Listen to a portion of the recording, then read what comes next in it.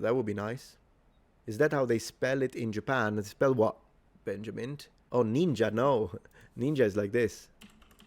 That's how they spell ninja. Ninja. Or you mean the kanji. You want to know the kanji? I'll show you the kanji very quickly. Kanji. One moment. In case you wanted to know. So this is ninja in kanji. And then if you remove the second, well, if you put a no, possessive no in hiragana in the middle, then you read it shinobi no mono. Because of course shinobi is another way to say ninja. Because your pronunciation, yeah, that's how it's pronounced, ninja. And it's a falling pitch, ninja, ninja. Instead, samurai, samurai is a rising pitch, samurai. Same with yari, the spear, or yumi, the bow. These are all low to high pitches in Japanese. But ninja is high to low, and it's a E sound, not a ninja. If you say ninja, you're saying it with an English accent or an American accent. It's an Anglophone accent at that point. The Japanese do pronounce the I like we do in Romance languages. It's just a E. That's how it is. That's how they pronounce it in Japan. Say samurai, it's samurai, samurai. The R, you don't have to trill it, because some Japanese do. It's not like a fully rolled R like in Italian where you say rrr. It's not. Some Japanese pronounce the R like a single tip. So it's like the beginning of a roll, but then they don't continue. Other Japanese pronounce it almost like an L. It's like an in-between an L and an R. So however you want to pronounce the R, as I say, it's up to you. But the intonation is from low to high. Samurai, samurai, samurai. That's how they say it. When it comes to the, you're welcome. When it comes to the sword, you can, because I've heard people pronounce it in many ways. There are two acceptable pronunciation. Either katana, katana. So na is low, katana, katana. The other is katana, where na stays high. I've heard Japanese use both. In my experience, I noticed Japanese, in my experience, tend to pronounce it katana more than katana. But there are people that say katana wa, and they pronounce it in this pattern rather than katana wa. Whatever. The T shouldn't be, in Japanese, T's, K's, there are situations in which they're a little aspirated, but in other cases they're not. Oftentimes they're not completely. So that's another thing you might need to work on. Yeah, exactly. Shinobi no mono. Yeah, but mono is not this, because this mono, David, it's the same as kimono, which is, it means thing. In fact, a kimono is something you wear, where kiru means to wear in Japanese. Kiru, kimasu is to wear something. So the mono that they use for shinobi is this, which means person. In modern Japanese, the term that they usually use for person is hito. Hito is usually the one that they use for person more normally. It's the one that looks like this, 1 and 2. I'm sure you've seen it. Yeah, today we're having Metatron's Japanese class. Absolutely. Course. Irashaimase. Yeah, that's how they say it. When you go, it's funny, when you enter shops in Japan, they will say that unless you are in Kyoto. If you are in Kyoto, I noticed that sometimes they say irashaimase and sometimes they say oideyasu, because they have their own word for that in their own regional language.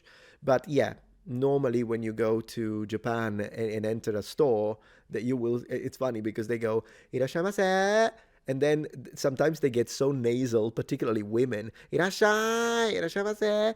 Then I heard people in street markets in Tokyo, like older men, I heard them say irashai, irashai. Sometimes they say that. It just means it's kind of a welcome, but they are trained that they have to say it every time, and they are like robots in Japan. You know what I tested once when I was in Japan because I'm a troll? So I entered the shop, and everyone in the shop went irashaimase, irashaimase, irashaimase, irashaimase. Okay. So then I noticed that I needed to make a phone call. So I exited the shop, right? And then they say, arigatou gozaimashita. So thank you very much. Arigatou gozaimashita. Right. So I left the shop. But after 2 seconds, I re-entered. And they went again. Irashaimase. And I'm like, hold on a minute. I just entered. So I had to try it. I started going out and in, out and in. And every time, methodically, they went, arigatou gozaimashita, irashaimase, arigatou gozaimashita, irashaimase. I was going to break them. So I stopped. Eventually I stopped because I'm like, this is strolling of the highest degree. But I kind of wanted to see, are they actually, because it's always me, are they actually going to say it every time? Ladies and gentlemen, they did. They did. I know it's a little mean, I guess, but I only did it a little bit. And besides, I always treat people nicely, so it's okay. It's just too funny. It was just too funny. Okay, so David says, 大学で日本語を勉強したですけど、忘れたんでしょう。Without the little tsu, you don't need to double here. 忘れた is forgot. 忘れました。That's fine. Yeah, no, I understand that. I try to keep my Japanese up as much as I can. 日本に行ったことがある. So you have been to Japan. That's what that means. 日本に行ったことがある. Well, it's still good Japanese though. This is great. This is good Japanese. Right there. Perfect. The grammar is excellent. So I have been to Japan. This is the structure that is used to discuss experiences in the past. So still good. No problem. Yeah. 質問があればぜひ聞いてください. If you have any question, feel free. Also, of course, I don't speak Japanese, nor Italian, nor Sicilian, nor Mandarin. It's all fake. Nor English. I'm reading a script. That's what my detractors say, that I don't actually speak. I don't know how I do it during a live stream. But here we are, guys. Japanese is rusty. Yeah, don't worry about it. You kind of have to use it. Sometimes you have to speak to yourself. If you're already and I think you are, if you're already above intermediate to upper intermediate, you can speak to yourself. If you are like a beginner, then it's difficult, because if you speak to yourself and you don't have anyone to correct you, you might make mistakes, and then you are going to memorize the mistakes, and that's not great. But if you're at least a intermediate or upper intermediate, you should be able to speak to yourself, at least with structures that you're confident about, like the one that you used, kotogaru. Another one that I think I saw you use is the one for must or have to. When you say, there are two ways to do it, but you could say, for example, 勉強しなければならない, I have to study, or 行かなければならない, 東京に行かなければならない, I have to go to Tokyo. So 行かなければならない, but you also have 行かなくてはいけない. That's another version that you can build. And if you're confident with those, then just practice it. Practice it all day. You could say, ピザを食べなければならない.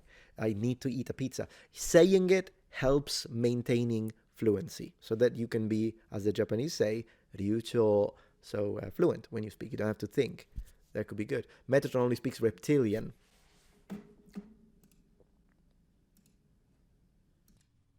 You are absolutely right.